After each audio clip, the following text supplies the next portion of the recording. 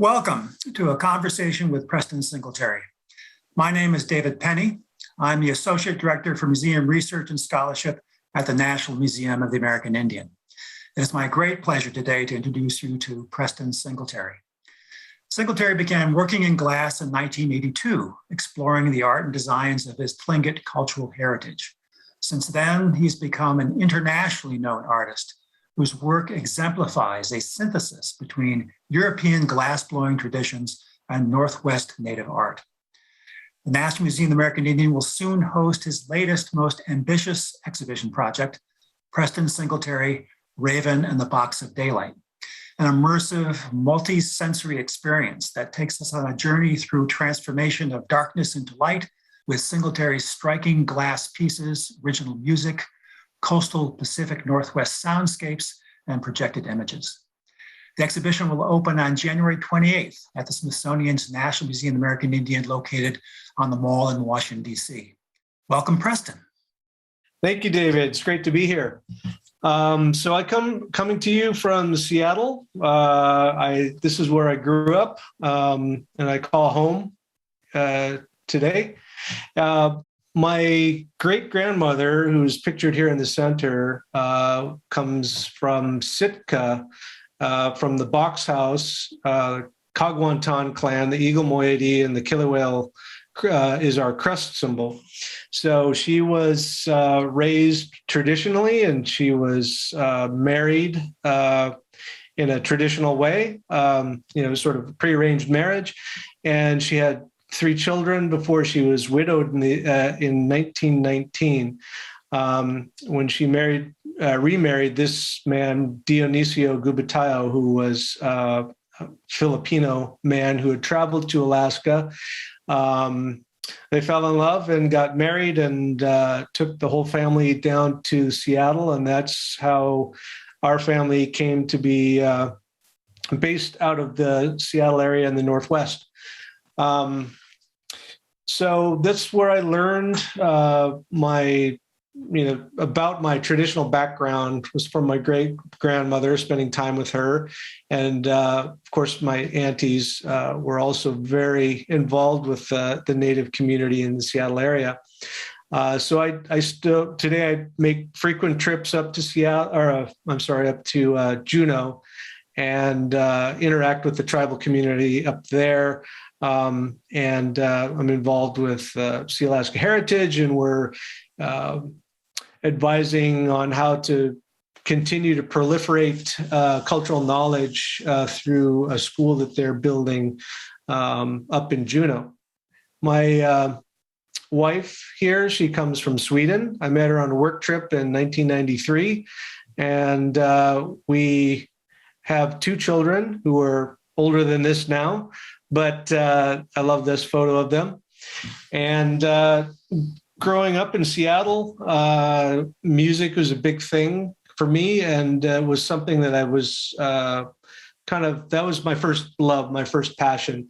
And I played in bands all through high school and all throughout all of these years. And this was a group I played with in the late 80s. And at that time, it was I was still trying to develop a career in music, but I ended up falling back on my artwork. But it was May 18th, 1980, the eruption of Mount St. Helens, which kind of fostered my glass career, so to speak, because there was a factory in Seattle called the Glass Eye Studios that made glass from the ash of the volcano, and you could find it pretty much in every gift store across the country. So from there, I started to work with Benjamin Moore, and through Benjamin, his connections with Dale Chihuly and being the artistic director of Pilchuck Glass School, and here we're working together with Lino Tagliapietra, the Italian master, at the studio of Dale Chihuly. So we would come together and work, conjoin the teams and work on these really elaborate pieces. And that was an amazing and dynamic time to be exposed to all that and to work with Lino was an incredible experience. And actually, it was Lino I was traveling with. I became a pretty close personal friend, and that's when we traveled to Sweden, to Scandinavia, or throughout Scandinavia, and that's when I met my wife in 1993. So basically the trying to, after about 5 years of glass blowing, I found myself at the Pilchuck Glass School, and as a student, and I wanted to sort of apply the design work onto the glass. And that's when I really started experimenting with the sandblasting technique. And so I had to find people and mentors to help me understand the design system. This is Joe David, who has become, my most important mentor today. And he's Nutchanulf from the west coast of Vancouver Island.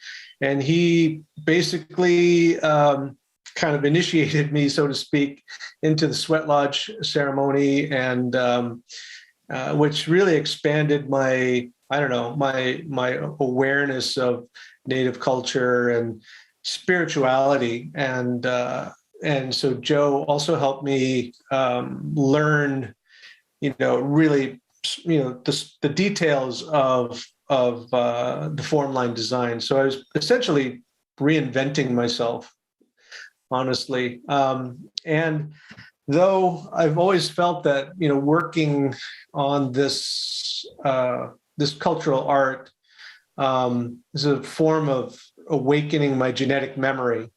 This is something that's, the more I connect with it, the deeper I get into it, I feel like it opens up, the further I practice this art form. So for many years, I worked on these very simple forms, these bowls that, also can be interpreted as hats, though they're upside down. It's kind of what occurred to me as a glass blower to make a form like this. And then I kind of discovered this shadow effect just purely by accident, actually. And but it was kind of like the eureka moment for me, where I kind of realized there was kind of a hidden power within this piece that is kind of like, the light that shines through the crack in the cave and exposes the petroglyph, on the right day at the right hour. So this is what kind of contributed to my success and my ability to develop my work. Obviously goes hand in hand to, with the successes of selling work and connecting with, collectors, and it allowed me to really evolve what I do over the years. And as I've explored all of this form line, this is a very specific kind of architecture to this form line, or these elements, and how they work together. So some examples of how the detail of these pieces, and how the light really interacts and plays with the pieces and the forms. And sometimes I'll play with very representational forms, and sometimes I'll go a little bit more abstract. And this one kind of leans towards the more of the modernist influences that I choose to adopt and think about and borrow from. And so, all of this has been, I'm a very good self-editor at this point. I can show you some really, all the very best stuff. These details I wanted to share because you don't get to see the pieces up this close very often. So you can really see an incredible amount of detail and work that goes into these pieces, from the blowing and the sculpting and the shaping of the forms, and then the carving, which is a sandblasting process. It's pretty straightforward, just a rubber tape that's applied to the surface of the glass, and then it's drawn on and cut out with an X-Acto blade. And then the surface is worn down in a sandblasting machine very methodically to remove the top layer of color to expose the color underneath. So these are some pretty recent pieces from the last year. And as I mentioned, playing with the whole idea of modernism and primitivism, this is, sort of an homage to Calder, of course. Playing with those elements is a lot of fun, I think. So this is an example of, more of a, traditional form. This is a full-scale casting of a canoe paddle. And so it's a different glass forming method than what I normally do in the hot shop. And this is actually lost wax and kiln formed glass. And then it's then carved and sandblasted in the same way. So, over the years, my style evolves, and I'm trying new things all the time, and trying to create more variety. This is a kind of about a couple of years ago, I started to play with these wings that were attached to the bird forms and taking the sculpture into a new direction. And this is a piece that is traditionally a canoe prow figure. You'd find it on the front of a canoe, and it's a man who's transforming into a land otter. And it was thought of as sort of a protection, sort of a power symbol. And it's sort of like you'd find that mounted in the front of a canoe, traditional canoe. And then, kind of branching out and trying more different kind of formats. These are cast glass fish, salmon, that are then mounted on this wall bracket. So these are basically poured into a mold, and they're presented in this way, like a little school of fish. This was a collaboration I did with David Franklin, who I collaborate with on public art, which is a whole another new direction that I've been going over the past few years. But and we just also have the new expansion team. The hockey team is the Kraken. So this was the reason we decided to make this octopus figure. And, so the collaborations that I do are, I started doing these probably, maybe close to 20 years ago now, but was working with other Indigenous artists from around, first from around the country, but then when I started to travel to Australia and New Zealand, this was a piece that I'd done with a fellow named Goinby, who was from the Northern Territory, and went down there on a cultural art exchange. And then I invited him and this other guy, Jambwa Marwili, to come up and work with me in my studio. And so this is some of the things that we produced. And when I, work with other artists, I generally try to interpret what they do. And I, because for me, it's sort of a challenge to work outside of my comfort zone. And I learn through working with people, how do they interpret their culture for the modern society?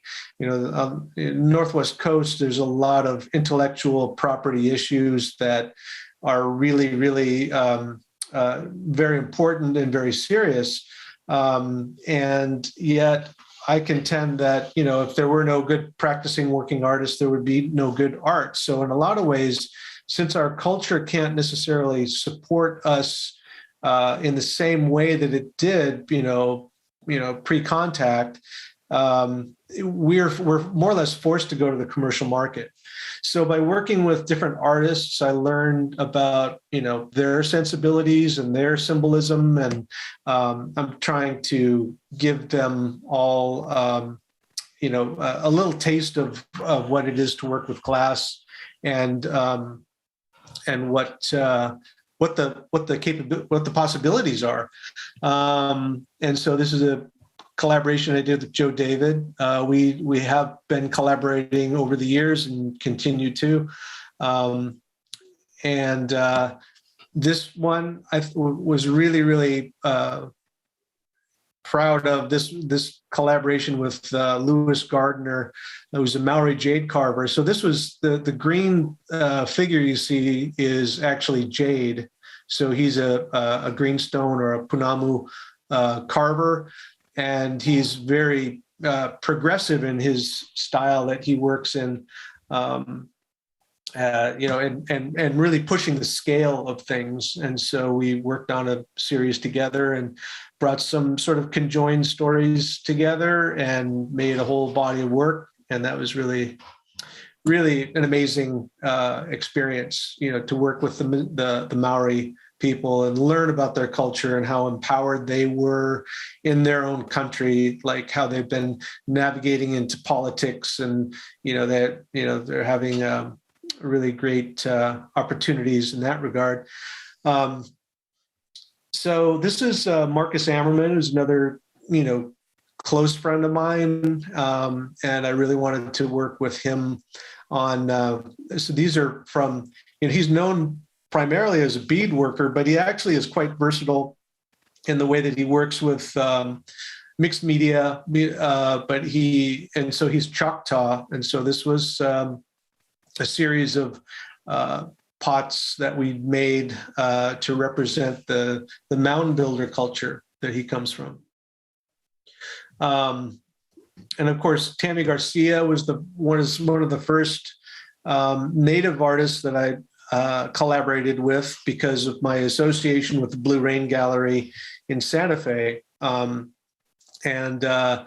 So Tammy and I worked on a whole mini series of works over the years and produced, maybe 100 pieces over a 5-year period or so.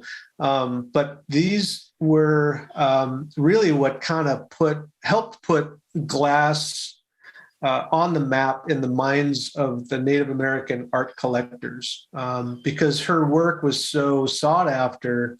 It really sort of captured the attention of the Native American art collector. And so I think as a result, we both benefited greatly from this and lending a little credibility to the glass.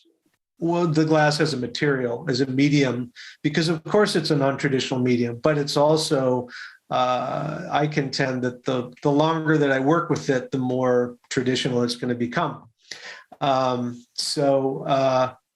This is some of the most recent works I've been doing with Raven Sky River. And he is a really super talented sculptor. And these are very typical of what he does. He's also a Tlingit. And he, and these pieces are quite large too. They're 20, 25 inches long sometimes. They're really spectacular. And so he doesn't really do the form line design, and we kind of got the idea of doing these together. So we made this albino killer whale in this case. And so he works with a lot of sea life and whales and sharks and things like that. His pieces are really incredible. And so this was this particular piece is a collaboration I've done with Ross Richmond, who's actually a guy that works on my team. And I wanted to highlight this piece because he's a super talented sculptor. This is a piece that he made, which I put some design work on. He works with me on an ongoing basis, and he has been really instrumental in helping me become a better sculptor. And so anyway, so we work together pretty regularly. So this is the Raven in the Box of Daylight story. This basically came together kind of as a vision that I wanted to bring to life. And I met this man in 2004, actually at the opening of the National Museum, the American Indian, Walter Porter, and we were all there to kind of celebrate the opening of the museum. And Clarissa Rizal, who was a good friend of mine, she wanted to introduce me to Walter, and he was familiar with my work and wanted to talk to me about the Raven story, because he said that this was his life's work, and he considered himself to be a mythologist, and he was raised very traditionally with a lot of traditional knowledge, cultural knowledge, and became, as he put it, a mythologist. And he used a lot of theology and mythology comparisons, sort of like on a Joseph Campbell kind of level. And he had a lot of great information about this exhibition, and I wanted to bring it to life through this show. And so several years in the making, I would make these objects and put them aside, and started to slowly build the show. But unfortunately, Walter passed away before we were able to finish it. So I started to work with another curator named Miranda Bellardi Lewis, who turned out to be a perfect fit for this, because she was very knowledgeable about the culture. So she's Tlingit and she's Zuni. So she understood what I was trying to accomplish with this exhibition. And so I worked with a man named Juniper Shui, who is from theater, and he is also a video artist. He does a lot of art installations that incorporate video. And so I got together with him, and we discussed the whole exhibition and how it was going to be laid out. And this is in the beginning of time when raven is a white bird. And so here we have the white raven at the entrance of the exhibition, with the totem that kind of symbolizes the story. And by tradition, totem poles actually tell a story. That's their purpose. And so you're entering into the world that is in darkness, and the raven is going to show you the way through the exhibition. And so Juniper worked with me on this video backdrops, and we created a soundscape and worked with sort of a sound artist to create a blending of different compositions that I worked on with my friends. And that's what you hear in the exhibition, kind of brought together with Tlingit language in the story, the telling of Raven in the Tlingit language, the Raven story. And so as you wind your way through the exhibition, you basically get the whole thread of the story. So Raven goes to the fisherman of the night. He's told about an old man who has the daylight in his clan house. So here's the old man. And Raven is also told of a daughter who is transparent. There's a detail I learned by talking with different people about the Raven story, which basically just symbolizes a supernatural being. And this daughter goes out to drink water in the morning, and because she's of a high caste within the community, she has attendants with her. And so this is, in my version of the story, she has this ladle and she scoops up this water to drink. But the attendants were, testing the purity of the water by drawing a feather through the water. And what they discover is this little speck of dirt. And this is Raven, who has transformed himself into a speck of dirt, floated down the river and ended up in her cup. So they toss the water out. And Raven has to reformulate his plan. This time he decides to transform himself into a hemlock needle. And so with this piece here, this sculpture, this is kind of my way of illustrating Raven changing his form and transforming into the hemlock needle. So this time he floats down the river, she scoops him up and she swallows the water with the hemlock needle. And this is Raven now, who's actually inside of her, transforms into a human child.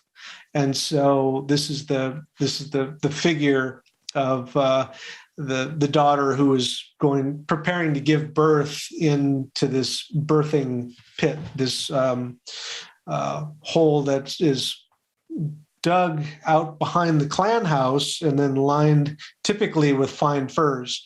A medicine woman comes by and sees that she's having trouble giving birth, and so she instructs everybody to take out the furs and replace it with goat's beard moss. And so once they do that, the child is born as in human form. And this is how I iterated the transformation of going from bird form to human form. And then, so this is the way that this child gets into the clan house, and the old man is really proud and happy to have this grandchild. Yet his wife has no husband, but nobody really talks about that. So here's the wife and the old man inside the clan house. So I wanted to give some sort of human presence within the interior of the clan house. And this is the old man that is looking over his treasures within the clan house and the things that he's keeping for himself and his family in the house. So this child is very precocious and mischievous, and he's always snooping around. And so he eventually finds these boxes, and they're the boxes that contain the stars and then the moon and the sun. One by one, he releases these objects into the sky. So the final action within the story is that the child is, Raven is tired of being in human form, so he transforms back into a bird.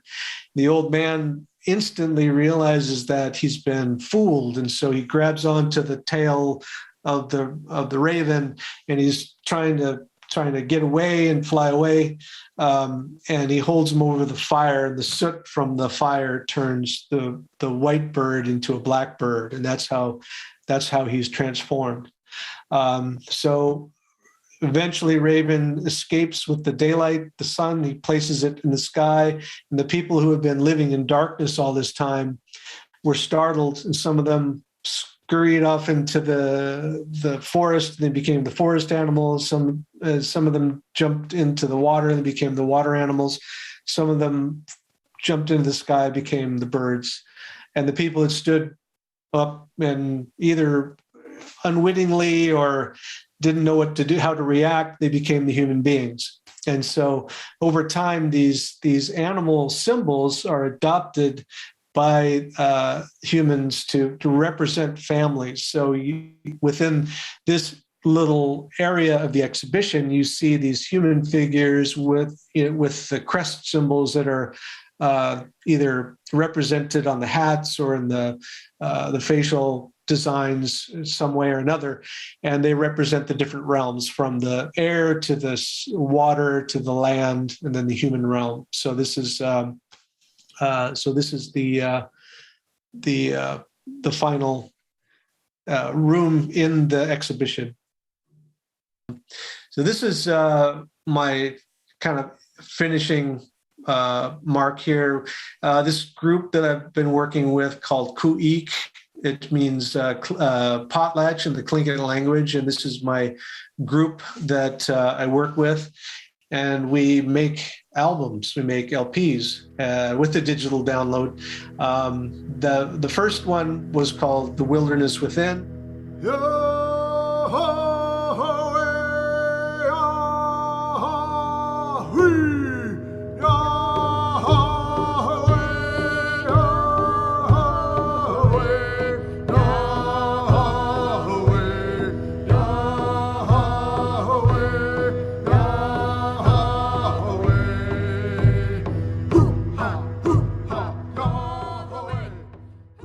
This one was called They Forgot They Survived. This was kind of, a lot of tongue-in-cheek metaphors, about some of the contents of the album, some of the songs, a lot of spoken word poetry and sort of beat poetry. And then there's traditional language that's utilized, the Tlingit, Haida, and as well as Yupik on the forthcoming album that's going to be finished any day now, actually. This one was called Heen. This was an album that was featuring water. And this was a lot of the songs were just, water themes or, whale themes or, protest songs about, this was in the era of the Dakota Pipeline standoff. And so this was something that we did this was kind of what was on our minds at the time. Good morning, my brothers and sisters. It's so good that you are here. Oh, this morning I walked out my back door, and to the east, the sun was just coming up. The rays were shooting out, and the trees stood there vibrating, taking them in.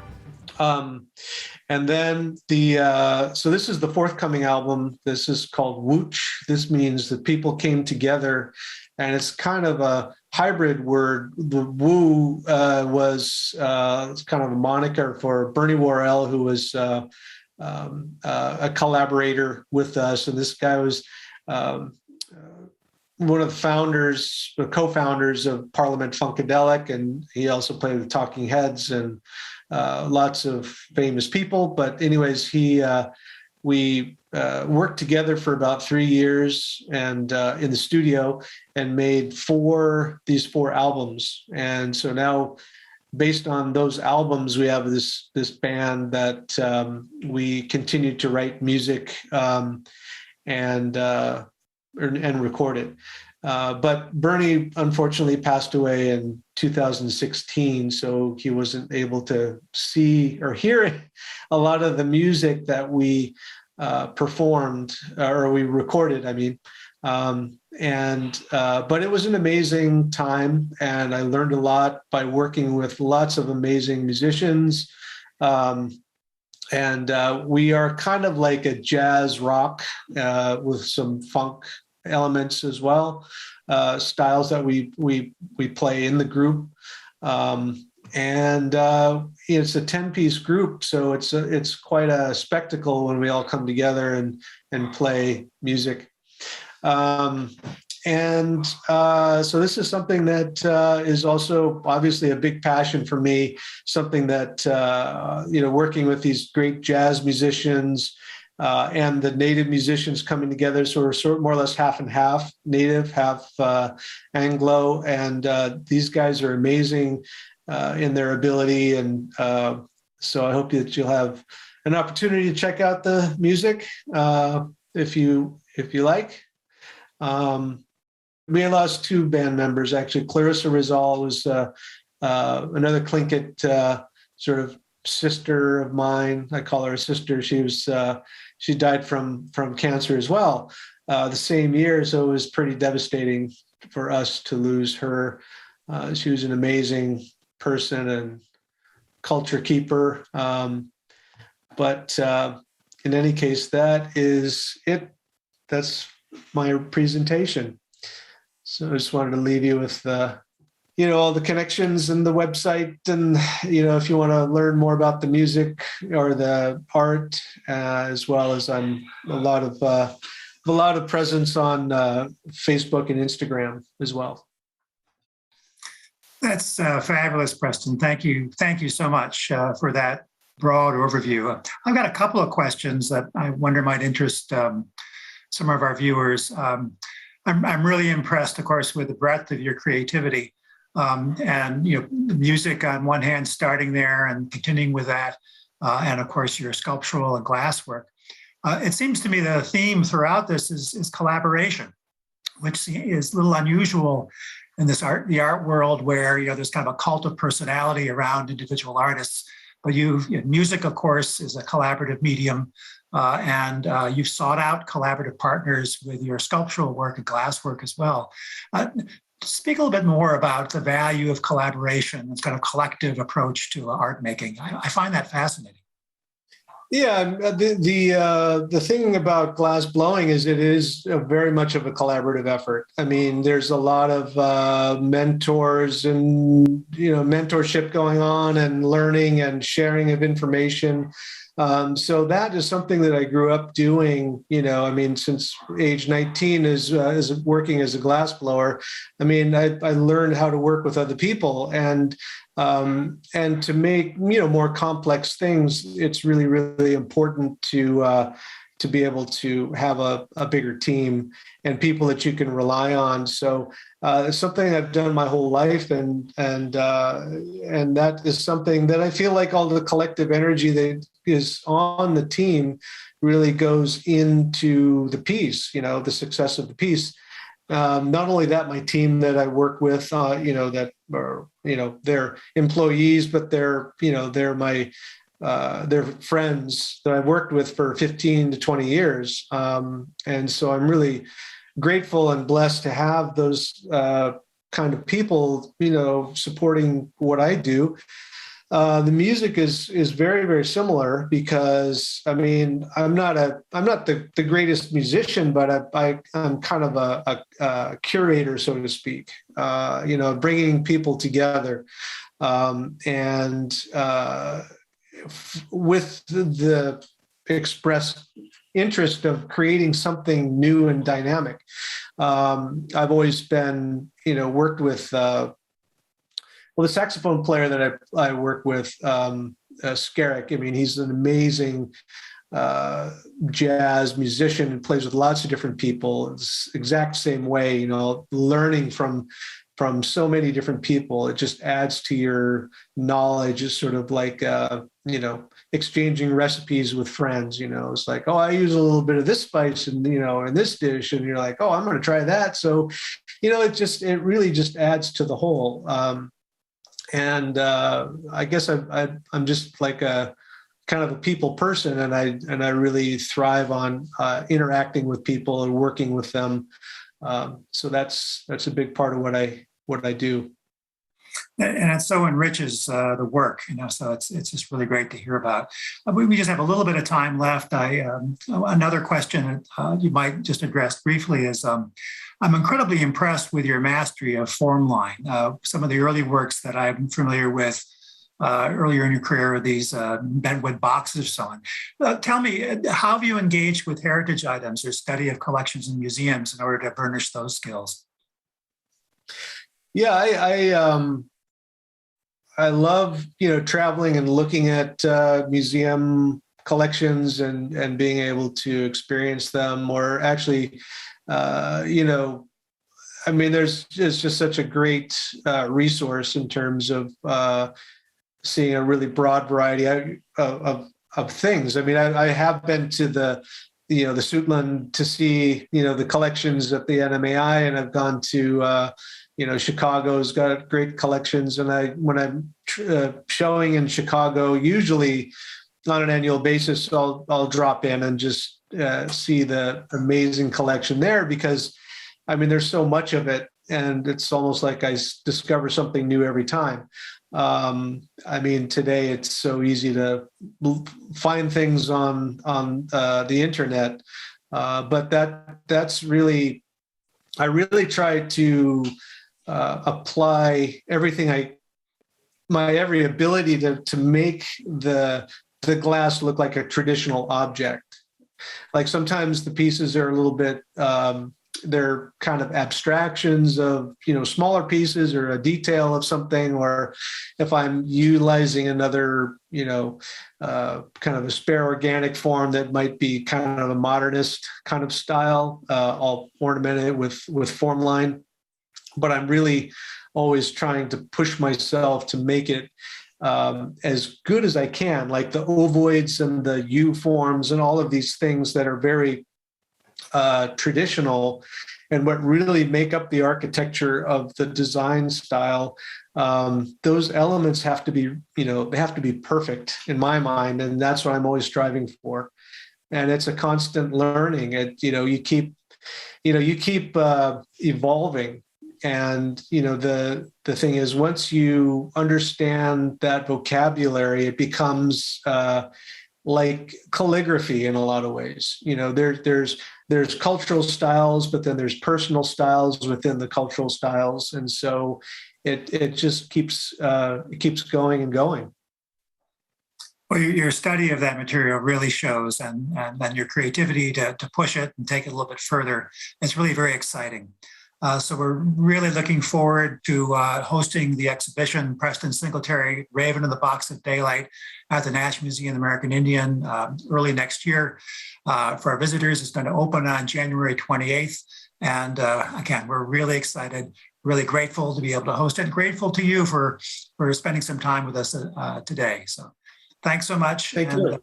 We'll sign off. Thank you so much.